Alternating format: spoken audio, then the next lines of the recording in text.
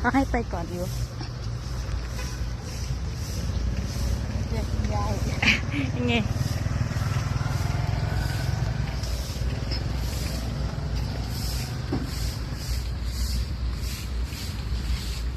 ยายยังไม่มาอุ้ยแสดงว่าเมื่อคืนฝนตกแน่ๆเลยหรือว่าเขาล้างถนน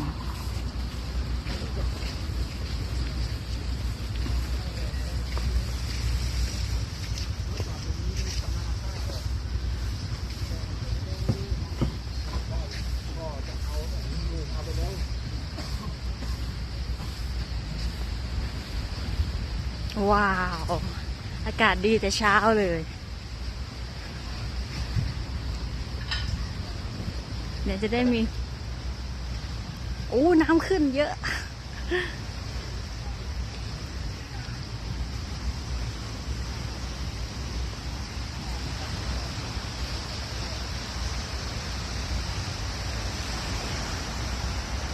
นี่แหละ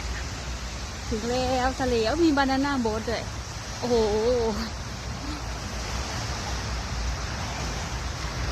ใครจะไปยาย